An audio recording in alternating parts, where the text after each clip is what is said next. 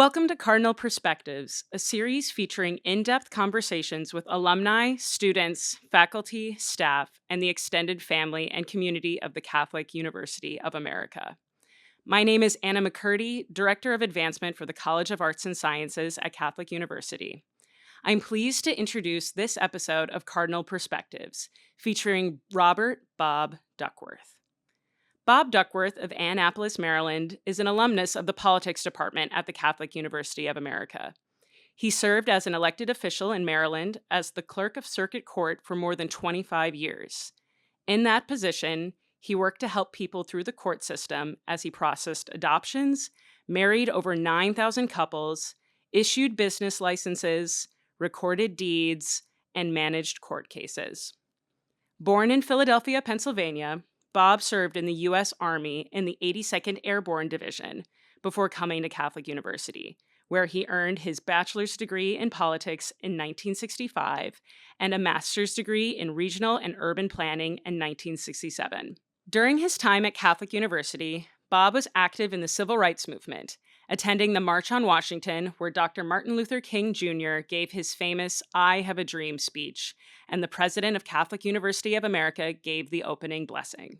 Bob's lifetime of public service has included serving on the policy staff of the U.S. Department of Housing and Urban Development, as a board member of the Bowie Health Center, as well as serving on numerous national and regional bodies to improve the court system and advance court management. This conversation is facilitated by Dr. Marianne Cusimano-Love, Associate Professor of International Relations and Chair of the Politics Department at Catholic University. Let's dive into it. I'm excited to be here today with an illustrious alumni, Robert P. Duckworth of the Politics Department at the Catholic University of America. As we approach our celebration of the 250th anniversary of our country and of the Declaration of Independence written by Thomas Jefferson, Bob has given us a most generous gift to the Catholic University of America, a handwritten letter from Thomas Jefferson. It might seem a little unusual to be having a letter from Jefferson. He was not a Catholic, but he does have many connections to this university. Many people don't realize that he actually visited here on the land that is Catholic University. He encouraged a journalist, Mr. Smith, to come to document his administration. And that land of the Smith home later became part of the Catholic University near Mullen Library. Exactly. So it was wonderful to have that part of the connection. And of course, the other more serious connection is that at the time the Declaration was written, Catholics were not really having full rights in this country. They were not allowed to vote, to hold office, to own land in most of the 13 colonies. And in 8 of those colonies, there was a restriction that only Protestants could be office holders. So Jefferson is known most for his work on religious liberty. And on his tombstone, he asked that only 3 things be on that tombstone: founder of the University of Virginia, and his work on the Declaration of Independence, and on religious freedom. He didn't even put the presidency in his top 3. So there are some connections between the work of Jefferson and his physical presence here and this university. But I wonder, Bob, if you can tell us a bit more about this letter and what inspired you to acquire this very special piece of our country's history. Thank you, Dr. Love. Just a footnote on your presentation. I actually was in Thomas Hall, which is where Jefferson met at the mansion. The mansion was torn down and Thomas Hall was built later. There was a religious community there, and then it was acquired in 1887. But I actually had a political science class in that hall. Goodness, where Jefferson was. Where Jefferson was, I had no idea. But I've always been fascinated with Thomas Jefferson. He's a very complex person, very important as founding father. In fact, I find him to be the most interesting founding father. He had more positions than all the other founding fathers together, from the time he was in the House of Burgess in Virginia to the time he was president in his second term. So I've always had a fascination. When I was a kid, I'm a Philly boy. my mom took me to Independence Hall, Of course. where I could see the Declaration of Independence, and she was a Irish immigrant, and she wanted to make sure because she had to do the citizenship uh, route to become a citizen. She had to study history, and she learned about the Jefferson, and she was very proud of Independence Hall. And so, as a kid, she would take me to Independence Hall with my brother, where we would see the Declaration of Independence, and also we'd go to the site where Thomas Jefferson actually wrote the Declaration of Independence. Amazing. And what is amazing about that is that he wrote it on a portable desk. And I surmise it was the same portable desk where he wrote the letter that we're talking about, this historic document. So I have, that, I have that attachment, I guess, to fascination to Thomas Jefferson as a founding father. Yes, he he didn't like Catholics, but he was a deist, as we know, and he didn't believe in God and the natural law. So some would attack him in his campaigns as being an atheist, the Federalist Party, but he really wasn't. But in any case, so that kind of is, so I'm inspired by what he did, as well as wondering about what he didn't do. But in the letter, I had a moment of aha moment. I was clerk of the court for 20 some years in Anne Arundel County in the Annapolis courthouse. And during that time, one of the things I would do would give presentations of the courthouse. Our courthouse in Annapolis was historic, 1824. It was built after Thomas Jefferson was on that site writing that letter. I did not know when I was presenting the courthouse and the rule of law and the way government works, especially the judiciary branch. I didn't realize at that time, I didn't have any knowledge about that letter, but I did know that Thomas Jefferson resided on that site where the courthouse was built. And Bob, just to let our listeners know, Annapolis was for a brief time the capital of the country before Washington. Isn't that correct? That's correct, which is why Thomas Jefferson was there.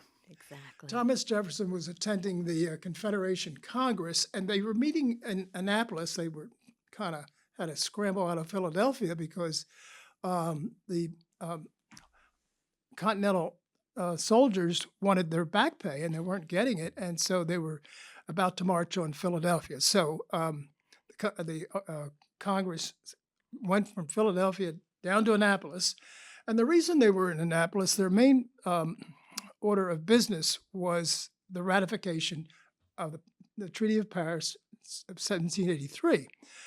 And this letter was written in December 1783. Now, the Treaty of Paris was important because that was what ended the Revolutionary War and established officially the independence from Britain. It was the birth, literally the birth of our nation, and we were signing sort of the birth certificate. You could look at the Treaty of Paris as the birth certificate of our final separation and independence. But Jefferson was there. He was a delegate from Virginia, and in fact, he was the chair of the committee of the Confederation Congress for ratification. So he was concerned in December when the letter was written. He was concerned about getting the treaty signed and ratified by Congress. So So then and now, trouble to get Congress moving. things never change. Although I must say, Congress back then was more civil. They understood Washington's rules of civility in their debates. Very distinguished debates, I might add, as opposed to today where we're shouting and throwing things at each other. But so he was there at that time. When I was clerk of the court and doing my presentations on the courthouse, I would remark where Thomas Jefferson lived. I only wished at that time that I knew about the letter. But that letter became known last July 4th for the first time. And when I saw the article, it was in the Capitol newspaper. When I saw the article on the letter was put up for auction by the RAB Collection, and the RAB Collection is a private company that deals in historic documents, the selling and buying and researching of historic documents. And they put this letter up for sale. It had just been sold, and they put it up for sale and were advertising of all places in the Annapolis Capitol. So there I was. It was actually July 4th morning when I read about it, and I said, that is what I want to get. And I wanted to do it for several reasons, because my 60th reunion was coming up Beautiful. and the 250th birthday of our nation. So I thought, boy, this would be a nice legacy gift to give to the Catholic University, where I studied political science. And it was Catholic. If it weren't for Catholic University, I wouldn't be in the clerk of the court in Anne Arundel County for 26 years or whatever. So I thought, I'm going to purchase that letter. I'm inspired by Thomas Jefferson, as complex a man as he was, and I'm going to give it to Catholic University, and as a legacy gift, celebrating my 60th reunion, our 60th reunion, and hoping that Catholic University can use it in their celebration of our nation's 250th birthday. So we had the unveiling of the letter this spring at a ceremony to commission our politics students in Politics for the Good, and commemorating politics as a vocation. And the students seemed very excited. They gathered around the letter and were asking a lot of questions.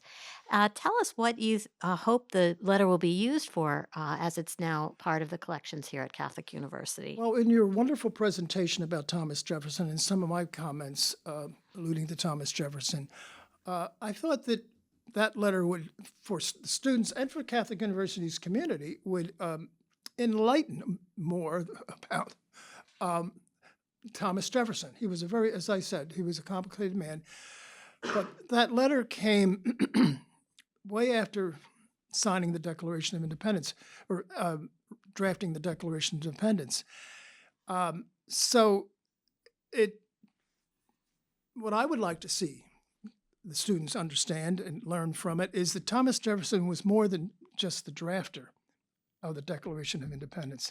This founding father worked in the trenches for our democracy, our Republican democracy, in all possible ways. You talked about the resolution on religious freedom. He did so much more. At this time, when he wrote this letter, he had already been governor. He had been a delegate to the Second Continental Congress, drafting the Declaration of Independence. He had done so much up to that time. And then after, this letter was kind of between stations where he was going. This was 1783, and he was about to go off to be the minister of France, in France. The first U.S. minister. Ben Franklin was over there for a while, but he was the first minister to France, representing us as the United States of America. So he was in the middle of things. And so he was involved in the ratification process, and he really wanted to make sure that the ratification occurred. Back then, it was, difficult, the timing with the coming across the Atlantic and into the colonies to get the treaty ratified. So there was a lot of issues going on with that. But let me get back to what else I would like the students to learn. That Thomas Jefferson, in different capacities, was truly an enlightened founding father. I think there was only, in my estimation, only three really enlightened founding fathers: Ben Franklin, perhaps, Hamilton, John Adams, and Thomas Jefferson. So what I would like is for this letter to be used as a learning instrument, research, looking at it and thinking about what Thomas Jefferson went through up to the Revolution, after the Revolution as Minister of France, and all the way to his presidency. So enlightenment and insight more than they have now. It's a really interesting point that you bring up, Bob, because, democracy is a building project. It's not one and done. And so when you have a marking of a 250th anniversary, it almost makes it seem like there, they signed the Declaration, mic drop, it was done. And of course, that's not at all what happened. And he was trying to urge them to get across the finish line, this important treaty, to make sure that they'd finished that process. But of course, in the letter, he's also talking about the spread of democracy in other places. And he's commenting on the implications that there may be some democratization occurring in the Netherlands and other European countries. And to us, there's often a reading of history backwards. We're living in a time when there's more democracies on planet Earth than ever before. But when Jefferson and the founders were doing the founding of our country, that was it.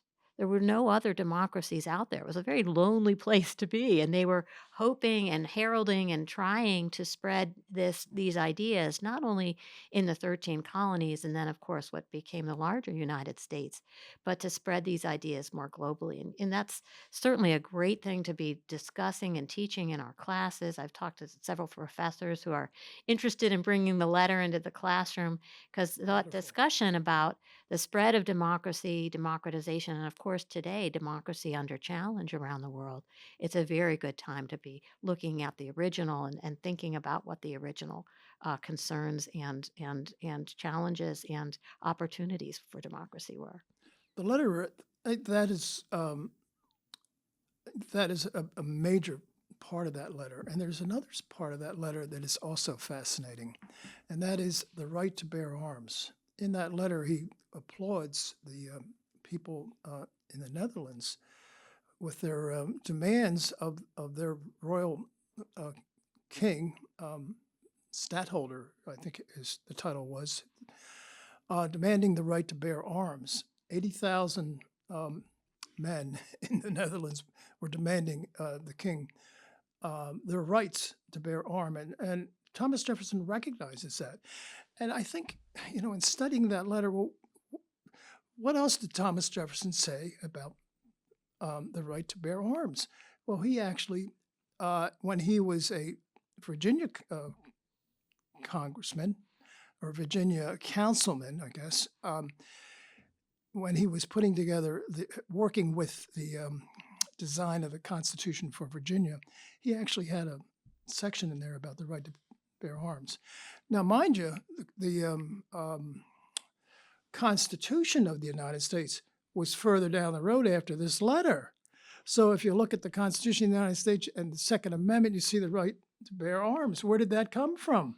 And petitioning your government, which of course was in the Declaration and also in the Constitution, the rights to freedom of speech, freedom of assembly, petitioning your government. So he was very happy that they were having no kings protests in the Netherlands, just as they had protested the Absolutely. monarchy here Absolutely. in the United States.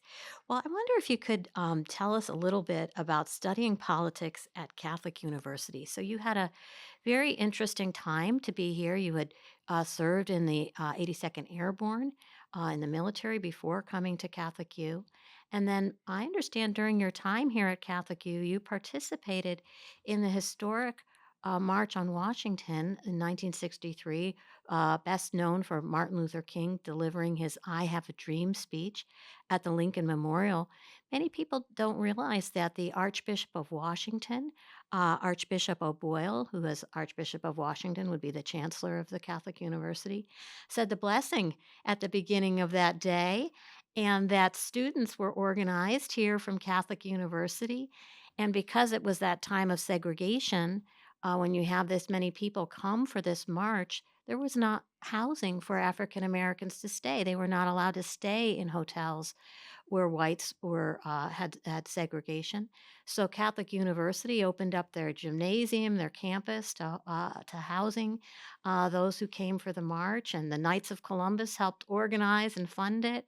But can you tell us what that was like as a student to be part of that day of history? It was a remarkable day for freedom in the United States. The civil rights movement was flourishing at that time. And at that time, I lived that summer at St. Joseph's Boys Home. And one of the counselors that lived with us that summer happened to be African American. And so I was uh, right in the middle of all the debate because he would remind me every day of what was going on. So we decided, he and I and another counselor, to carry the banner Mm. for the Catholic University of America. We were so proud that with the gathering and what the bishop did, the blessing and the housing and just the organization that CUA put together for that. We got on buses, just excited, and we got off the buses and walked into a tidal wave of people. And we joined the tidal wave and we splashed up onto the steps of the Lincoln Memorial. And there stood at that time Dr. Martin Luther King Jr. with his "I Have a Dream" speech. Everyone, I think there was 300,000 people that day. We were frozen in silence, listening to his words as his words echoed across the mall and into each of our ears. And the message that we knew we would bring back for the rest of our lives and live, hopefully. It was just a remarkable day. And when we, at the end of the day, when we came back to the orphanage, the sisters were cheering us for being there, and we kind of just replayed the whole day. And in my life, I've never had a more memorable moment than the moment of civil rights and the moment to actually carry out what Thomas Jefferson said: all men are created equal. And continuing that into the present moment, continuing to build and perfect the democracy from its origins with slavery to that very important movement to make sure that those rights were available for all. Yeah. And we have to work at it. Some of us are not doing it. Many of us are. Democracy, a Republican democracy, governed by the people, very fragile, and we have to work to keep it. And I hope to God that does happen in these times, because what we need to be concerned about is, will we live up to what the Declaration of Independence said, that all men are created equal today? Will we live up to us being a government of the people or something else? So these are times to kind of reflect on that. And I think the 250th birthday of the nation and the Declaration of Independence give us pause to think of who we are as a free people, who we are as a free nation, and who we will be tomorrow. And how we strengthen and carry forward these principles for future generations. Yeah. So it's a very important moment in our history, this 250th birthday. In your time here, you had both intellectual formation, learning about political science and your classes on politics, but obviously, moral formation as you were discussing this pivotal point of being part of the civil rights movement. How do you think that connection of both the Catholic and the of America in our title impacted your career going into public service and serving others? I know you worked in the Anne Arundel County court system for many decades. You were a public official in Maryland and worked very hard to reform and professionalize the administration of justice, particularly in family courts. Can you tell us how some of your experiences at Catholic U carried over into your life of public service? Well, my desire to get into public service, I believe, began when I was in the 82nd Airborne Division. It was January, Inauguration Day, 1961. Hmm. And John Kennedy had been elected president, and he challenged everyone: ask not what your country can do for you, ask what you can do for your country. when I heard those words, it was the at end of my time in the service, military service, and I was about to, a few months embark to Catholic University. So I carried that message with me, and I knew that at that time that political science is what I wanted to do. I wanted to get involved politically somehow. Didn't know where the journey would take me. Didn't know that I'd be 26 years as clerk of the court in Anne Arundel County, serving people, which is what I wanted to do, a dream come true. But that's what got me down that path. And in terms of moral formation, you can't be a good leader if you don't know intellectually who we are as human beings and morally who we are as human beings, to treat each other with dignity. And I learned a lot about the common good here at Catholic University. I took theology, philosophy, political science courses. I could have been a priest. I took so many courses, and I don't mind that either, because one time that was in the back of my head. But in any case, Catholic University helped me really think about the moral code we carry within us, the values we carry within us.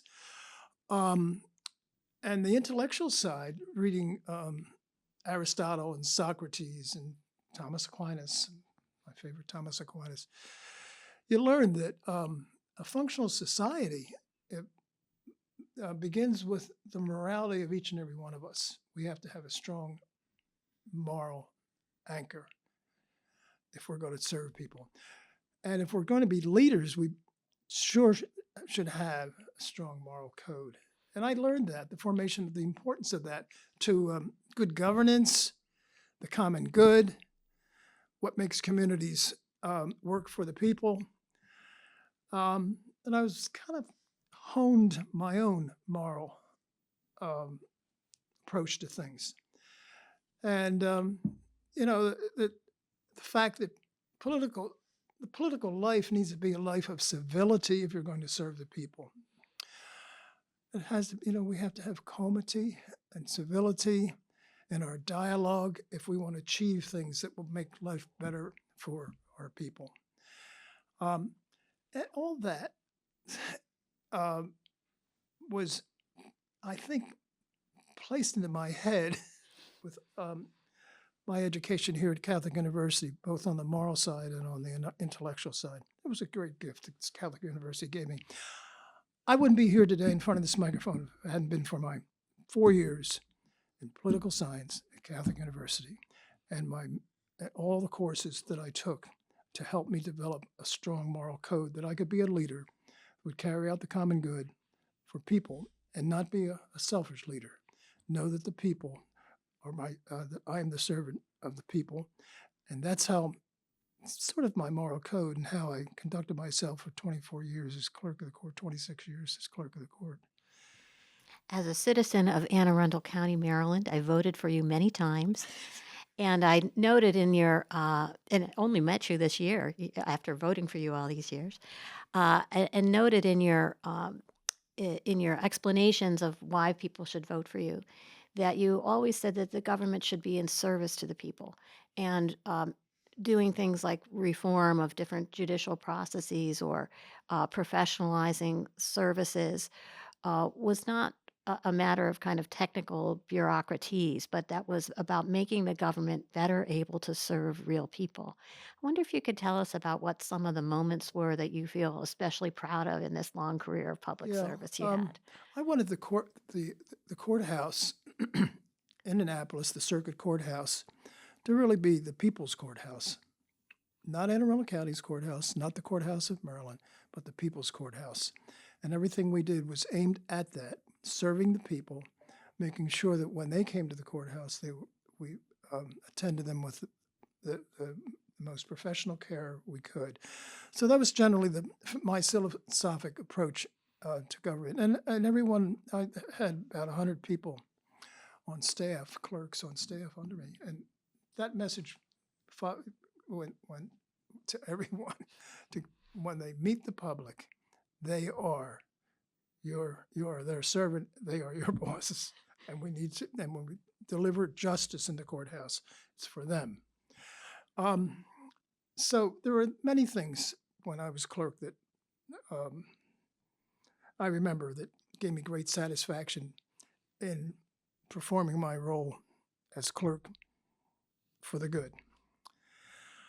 Um, Looking at our clerks, our staff, uh, I developed with other clerks of the court across the state of Maryland an institute for court management certification.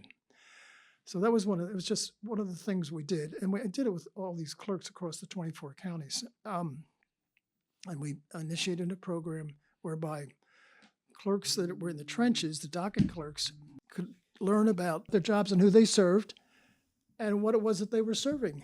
Justice. This was a courthouse. And so we had, it was a 2-year program that we developed to enlighten our staff and also to help them move up in the ranks, make them more valuable as employees in terms of more responsible positions. That's and I was very happy and proud that and it's still, that program is still in effect today.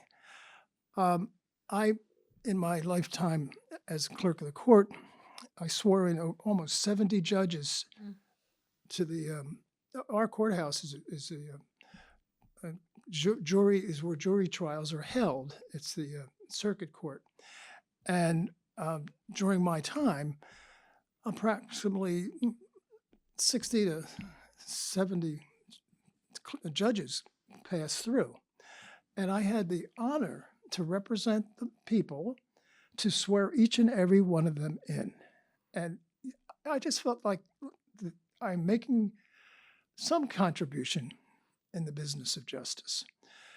I also swore in elected officials, which was interesting as well. The Anne Arundel County Council, the mayor of Annapolis, people like that. I would always, in my swearing in ceremonies, remind the audience what we were doing that day. That the people standing before you that are about to be sworn in are swearing into an oath to serve you. And you are to hold them accountable for their service. So, and that was very, very rewarding. What was really rewarding for me, another thing that I was able to do, I'm an adopted person, very proud of it. Talked about my mom, who was an immigrant from Ireland. Well, she was my adopted mom. And for us, every year, we would have Adoption Day.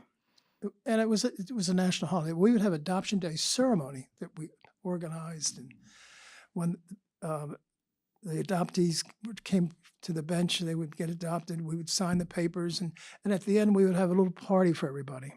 Once a year, just to recognize the importance of adoption and family formation. And I would get up and just give a talk to the parents and to the kids. They were all ages. And about my being adopted and how you can do whatever you want to do if you just strive at it. And I try to be somewhat inspirational for them. That was the purpose of it. I don't know if I was. But it was, for me, it was like a catharsis. I could stand up there and say, I'm one of you. Of course. And you're one of me. And we serve each other. We're adopted. We have our own unique family. So the adoption days were really important. I had one of the functions that I had to do was marriages at the courthouse. We at the courthouse, while I was there in those 26 years, we probably married over 50,000 couples, maybe 60,000, about 4,000 a year. So, and that was very special for me. Every one of them. I married about, I guess I performed 8,000 marriage ceremonies in the courthouse. And that was another way of serving, in my role, serving people. And I made sure at the time that I was clerk that every person that came to the courthouse, and I hope this happened with you, because we had a small group of people that did the marriages, that when the couples would come before us, we wanted them to know that this was a special event. This is not just a bureaucratic occasion that's going on here. And I think that was important, that people, when they walked out away from the courthouse, said, gee whiz, that was a real nice ceremony. It wasn't a bureaucratic process where my papers were stamped and we walk out of the courthouse. And I can attest that that is true because my husband and I have been married 25 years. We have 3 children in Anne Arundel County. And we got married in Rome at our Catholic Mass the year of the Jubilee, and we were blessed by St. John Paul II. But by Roman custom, you have to get a separate civil ceremony before they allow you to have your church Catholic wedding. And there was no way we were going to try Roman bureaucracy, Italian bureaucracy. So we went to the courthouse, and Robert Duckworth married us 25 years ago. And it was very special. There was a beautiful arch with flowers, and you felt very much like this was a special day, not just, as you said, signing papers on a desk.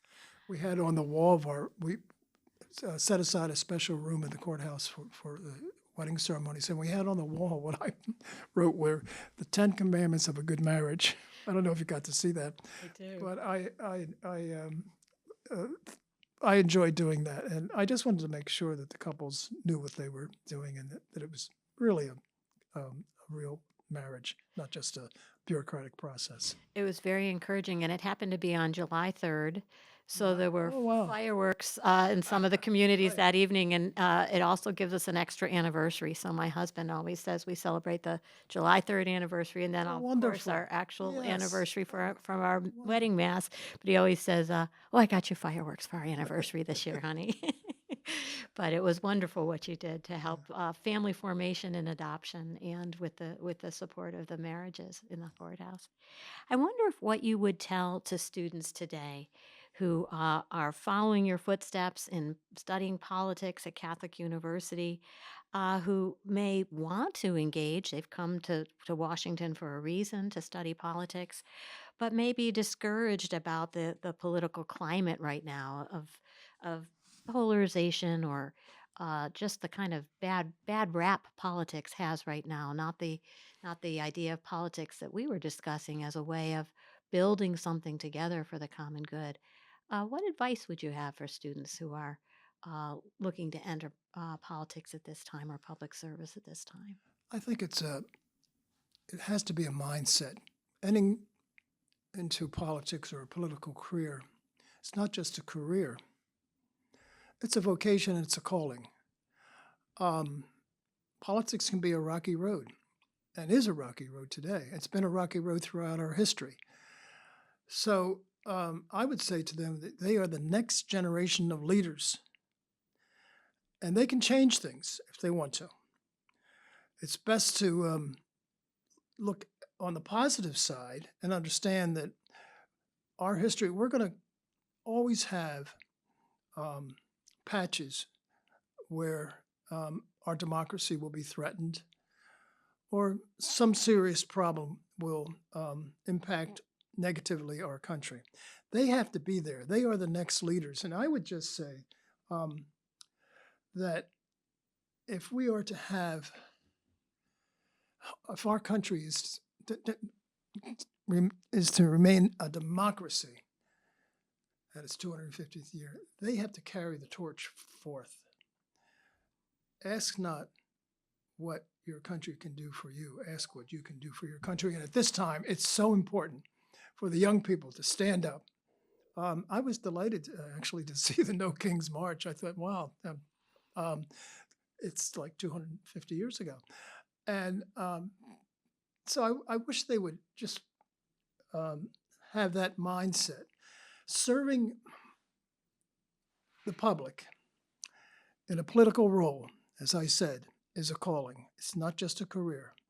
It begins in your heart and your mind, and with you as a good citizen. Are you a good citizen? Do you vote? Are you up on the issues?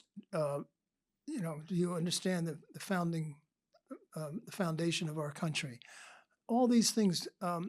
Be a torchbearer for democracy. And when the light of democracy dims, make sure we can turn that back on And you're our next generation. And our country depends on you. The future depends on you. This is a critical moment. Go forth. And I would just like to um, quote Edmund Burke, who said, "The only thing necessary for the triumph of evil," and to me, what happens to our democracy if it gets diminished is evil, it's for good men to do nothing. So you got to challenge. We got to challenge. When I was, my goodness, when I was a student at Catholic University, it was 4 years of challenge. The first year, my freshman year, we had the Cuban Missile Crisis. We all thought we were going to perish off the face of the earth. And then came in 1963, the assassination of JFK. We all marched down to his funeral, where his body was in the Capitol Rotunda. We had the civil rights marches, and we had all kinds of civil disobedience going on, and rightfully so, some of the things that happened. So we had rough times, and we didn't know if we would come. And then at the end of our 4 years, lo and behold, we have a war in front of us called Vietnam. Again, maybe artificially, an artificial war that wasn't necessary. And many of us didn't know where we would be after our graduation. Some of my fellow students died in that war and are on the wall down on the mall in Washington, D.C. So I say to the kids today, the students today, Catholic University in politics, go forth. You can make a change. Carry the torch of democracy for us, please. As part of our motto, God is our light. God And is our light. to be that light in our to the church, to the nation, and to the world. And you certainly have been a good model of that motto of our university in your own life and your own experiences. And I think the message that you bring of hope is really important, because there's nothing automatic about democratic decline. Democracies can and do bounce back. And it's all about what the citizens do to hold those values strong and the institutions strong, and to continue to work to build a stronger or better democracy, as you and your fellow students did during your time here and ever since then.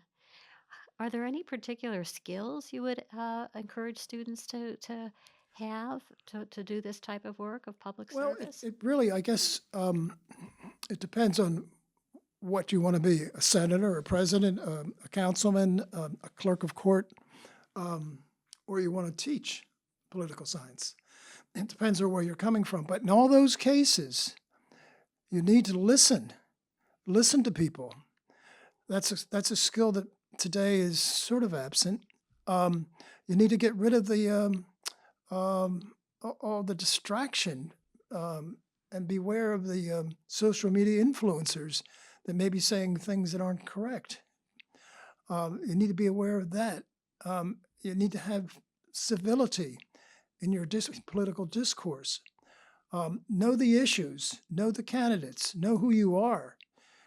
And most importantly, that moral compass that you have inside you has to be working all the time. That's your North Star. That's what I would say. I think some things that I would say to the students, political science students at Catholic University: have heart. It's good to have that message of hope, because it's easy to hear the negative messages, and certainly negative messages about politics, that it's all about power or money or greed. But that's not the type of politics you're describing. No. You're describing a politics of service to the common good. That's really a vocation, part of our religious vocation and our faith, to serve others and to serve our God. It's beautiful. Yeah, sometimes I think of myself as a political priest. Nothing wrong with that. We're all baptized priests, prophets, and kings, Yeah. right? Is there anything I haven't asked you that you wished I would have? No, I think we've covered it pretty well. I hope my comments sort of describe who I am. Right. and how I feel about things. Just a little footnote. I would have loved to heard more about your day for President Kennedy's funeral after somebody who so influenced Oh, you uh, into but wanting to enter politics and public service. Do not, do think of what you can do for your country. What was that day like? it was one of the saddest days on campus. I was in the social center, not the, I'm sorry, the social studies room in Mullen Library. I was writing a paper on why John Kennedy could possibly lose the 1964 election. And I was doing a district by district statistical tabulation of the Pennsylvania voting districts. I was in the middle of writing that paper when, in the social studies seminar room in Mullen Library, in runs one of the librarians saying, "Oh my God, Kennedy's been shot." And we all sat there stunned and just in disbelief. And everybody got up and we walked to the shrine, now the basilica, to pray that he would live, only to learn that he passed away. But his message lives on in me, and I hope that the message will live on in your political science students' hearts as well. Thank you so much, Bob, for your gift of this Jefferson letter, for the gift of your life to the people of Maryland and to our community at Catholic University, and for sharing your wisdom and experiences with us today. Thank you. You're welcome, Doctor.